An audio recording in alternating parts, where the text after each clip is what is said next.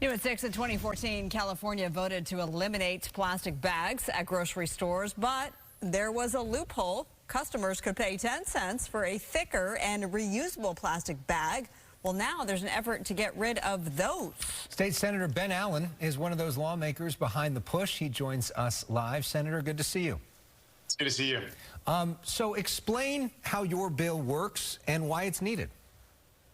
So this is a bill that's being led by Senator Catherine Blakespear and Assemblymember Bauer Cajan from Northern California. And the idea is that we passed a plastic bag ban back in 2012, and the voters upheld that ban when it was challenged. And yet there was a loophole written into the ban that allowed for this supposedly reusable but ultimately thick plastic bag to be sold and given to folks at grocery stores. That has led to, it's continued the problems associated with the original, the original plastic bag. It's continued pollution issues, and so we're trying to close that loophole and to say by 2026 we want everyone to transition over to either reusable bags or paper bags in grocery stores.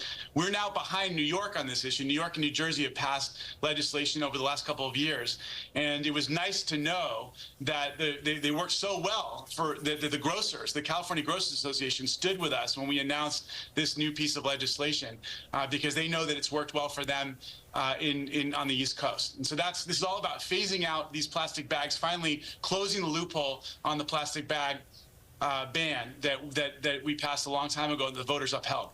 So we have one for a prop here on set, very durable. This says this reusable bag can be reused 125 times.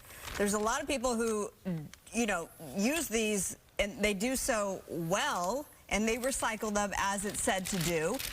Would this also go for restaurants as well? I mean, are we talking across the board, once and for all, no more plastic bags in the state of California? No, this would only be for groceries, for folks that are selling food that are being taken out. So it would not count for restaurants. So the bill does not include restaurants. The one thing I will say is that the original bill called for recyclability. The problem is that those bags that you're talking about that put that recycling symbol on there are not actually recyclable. They're not getting recycled. There are a few places in the state that do collect those bags and that can turn them into something, but it's a tiny, tiny fraction. I mean, we're talking about less than 5% of those bags that are actually getting recycled at the end of the day. So that's the problem here. They're not being reused. They're not being recycled. Yeah, there are some people that are going to see this and say, why do we need more government regulation, government telling us what to do on yet another issue when we've got so many other issues? And every time you get the government involved, it sort of messes things up.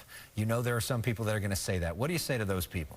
Yeah, this is something that's been on the radar screen for a long time. We passed this thing back in 2012. It went onto the ballot, I believe, 2014 and 2016, I think it was. And the voters said, hey, we want to do right by our environment. We are a coastal state. We recognize how much plastic is getting into our waterways and onto our oceans.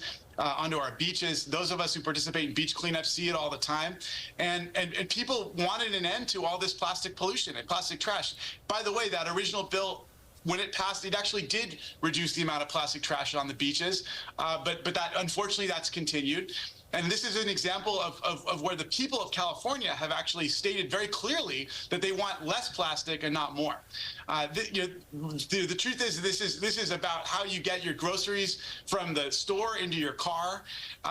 We know there are perfectly viable alternatives out there that we all use today and that are now being used exclusively in some other states. Yeah. This is an easy way to make sure people are continuing to be able to get their groceries, but do so in a way that's much less likely to damage our environment. Well, my question is, what about there was a push to ban paper as well?